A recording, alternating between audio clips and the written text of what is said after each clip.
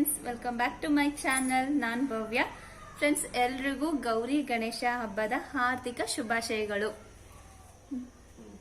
Hi friends, ಎಲ್ರಿಗೂ ಗೌರಿ ಗಣೇಶ ಹಬ್ಬದ ಹಾರ್ದಿಕ ಶುಭಾಶಯಗಳು. ತಂದ ನೀನು ಎಲ್ರಿಗೂ ಹ್ಯಾಪಿ ಗೌರಿ ಗಣೇಶ ಫೆಸ್ಟಿವಲ್.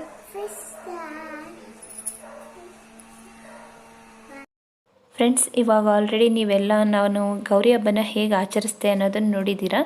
ಇವತ್ತಿನ ವಿಡಿಯೋದಲ್ಲಿ ನಾನು ಗಣೇಶ ಹಬ್ಬನ ಹೇಗೆಲ್ಲ ಆಚರಿಸ್ತೆ ಅಂತ ತೋರಿಸ್ತಿದ್ದೀನಿ. ಗಣೇಶ ಹಬ್ಬ ಮಾಡೋಕ್ಕೂ ಮುಂಚೆ ಗೌರಿ ಹಬ್ಬದ ದಿನವೇ ನಾವು ಗಣೇಶ ತರೋದಕ್ಕೆ ಅಂತ ಹೋಗಿದ್ದೀವಿ. ನೋಡಿ ಗಣೇಶ ಎಷ್ಟು ಚೆನ್ನಾಗಿದೆ ಅಂತ. ಎಷ್ಟೊಂದು ಗಣೇಶ ಇತ್ತು, ಯಾವುದನ್ನು ತಗೊಳ್ಳೋದು ಯಾವುದನ್ನು ಬಿಡೋದು ಒಂದು ಗೊತ್ತಾಗ್ತಿರ್ಲಿಲ್ಲ. ನಾವು ಮಣ್ಣಿನ ಗಣೇಶನೇ ನಾವು ಸೆಲೆಕ್ಟ್ ಮಾಡ್ಕೊಂಡ್ವಿ. ಯಾಕಂದರೆ ಬಣ್ಣದ್ದು ತಗೊಂಡ್ರೆ ಅದು ಬೇಗ ಕರಗಲ್ಲ ನೀರಲ್ಲಿ, ಮತ್ತು ಕೆಮಿಕಲ್ಸ್ ಎಲ್ಲ ಇರುತ್ತೆ ಅಂತ ಅಂದ್ಬಿಟ್ಟು ನಾವು ಮಣ್ಣಿನ ಗಣೇಶನೇ ತಗೊಂಡ್ವಿ. ನೋಡಿ ಫ್ರೆಂಡ್ಸ್, ಎಷ್ಟು ಚೆನ್ನಾಗಿವೆ ಮೂರ್ತಿಗಳು ಅಂತ ನೋಡ್ತಾ ಇದ್ದೀವಿ ಯಾವುದನ್ನು ತಗೊಳ್ಳೋದು ಅಂತ. ಕೊನೆಗೆ ಮಣ್ಣಿನ ಗಣೇಶನೇ ತಗೊಂಡ್ವಿ. ಗಣೇಶನ ಮನೆಗೆ ತಂದ್ವಿ. ಮನೆಗೆ ತಂದಾದ್ಮೇಲೆ ಗಣೇಶನ ಇಟ್ಕೊಂಡಿರೋರ್ದು ಪಾದನ ತೊಳಿಬೇಕು. ನಾನಿಲ್ಲಿ ಸಂಜು ಪಾದ ಮತ್ತು ಚಿನ್ನದು ಇಬ್ಬರದನ್ನು ಪಾದ ಎಲ್ಲ ತೊಳ್ಕೊಳ್ತಾ ಇದ್ದೀನಿ.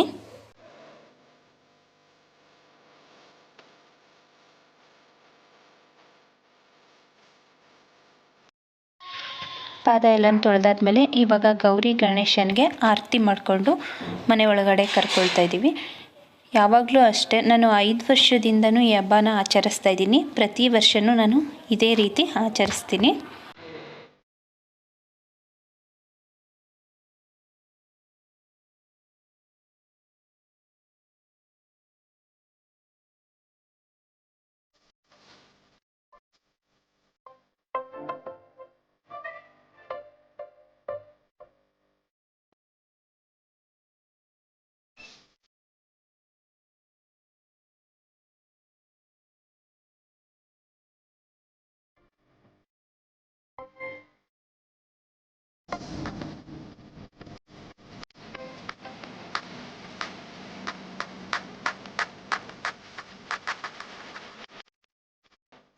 ಗೌರಿ ಗಣೇಶನ ಮನೆಗೆ ತಂದಾದ್ಮೇಲೆ ನಾನು ಅವತ್ತಿನ ದಿನವೇ ಗೌರಿ ಹಬ್ಬದ ದಿನವೇ ಗಣೇಶ ಹಬ್ಬಕ್ಕೆ ಸ್ವಲ್ಪ ತಿಂಡಿಗಳನ್ನ ಮಾಡಿಟ್ಕೊಳ್ತಾ ಇದ್ದೀನಿ.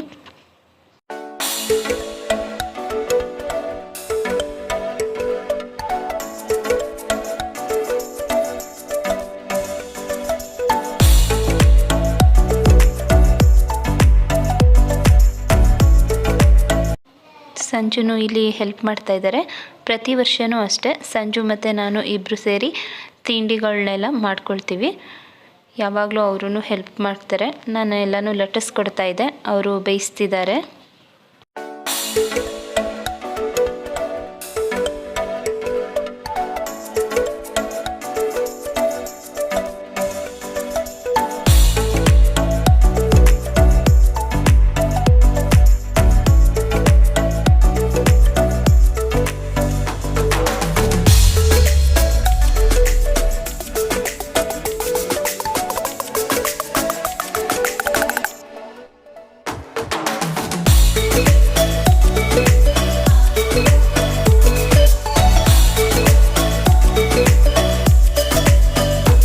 ನೋಡಿ ಫ್ರೆಂಡ್ಸ್, ತಿಂಡಿ ಎಲ್ಲ ಮಾಡಾಯಿತು.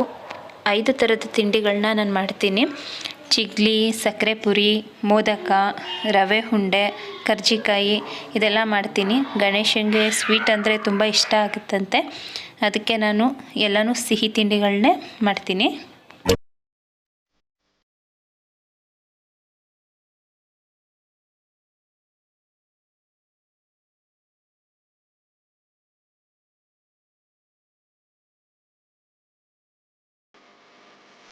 ಇದು ಗಣೇಶ ಹಬ್ಬದ ದಿನ ಮಾಡ್ತಿರೋಂಥ ಪೂಜೆ. ಬೆಳಿಗ್ಗೆ ಬೇಗನೆ ಎದ್ದು ಎಲ್ಲ ಕೆಲಸನೂ ಮುಗಿಸಿ ಗಣೇಶನಿಗೆ ಅಲಂಕಾರ ಮಾಡಿ ಇನ್ನೂ ಸ್ವಲ್ಪ ನೈವೇದ್ಯ ಮಾಡ್ಕೊಳ್ಳೋದು ಬಾಕಿ ಇತ್ತು. ಆ ನೈವೇದ್ಯ ಎಲ್ಲನೂ ಮಾಡಿಟ್ಬಿಟ್ಟು ಇವಾಗ ನಾನು ಪೂಜೆನ ಮಾಡ್ಕೊಳ್ತಾ ಇದ್ದೀನಿ. ಏನು ಗೊತ್ತಾ ಫ್ರೆಂಡ್ಸ್, ನನಗೆ ಚಿಕ್ಕವಳಿದ್ದಾಗಲಿಂದನೂ ಗಣೇಶನ ಕೂರಿಸ್ಬೇಕು ಅಂತ ತುಂಬಾ ಆಸೆ ಇತ್ತು. ಬಟ್ ಮಮ್ಮಿ ಬೇಡ ಅಂತ ಹೇಳ್ತಿದ್ರು. ಅದೆಲ್ಲ ಮೊದಲಿಂದನೂ ಆಚರಣೆ ಮಾಡ್ಕೊಂಡು ಬಂದಿರೋರು ಮಾತ್ರ ಮಾಡಬೇಕು ಅಂತ. ಸೊ ನನ್ನ ಮದುವೆ ಆದಮೇಲೆ ಒಬ್ಬರು ಅರ್ಚಕರನ್ನು ಕೇಳಿಬಿಟ್ಟು ಮಾಡ್ತಾಯಿದ್ದೀನಿ. ಅವರು ಯಾರು ಬೇಕಿದ್ದರೂ ಕೂರಿಸ್ಬೋದು, ಆದರೆ ಕ್ಲೀನಾಗಿ ಮಡಿಯಿಂದ ಮಾಡಬೇಕು ಅಂತ ಹೇಳಿದರು. ಅದೇ ರೀತಿ ನಾನು ಅರ್ಚಕರು ಯಾವ ರೀತಿ ನನಗೆ ಹೇಳಿದ್ರು ಅದೇ ರೀತಿ ನಾನು ಮದುವೆ ಆದಾಗಲಿಂದನೂ ಆಚರಿಸ್ತಾ ಬಂದಿದ್ದೀನಿ.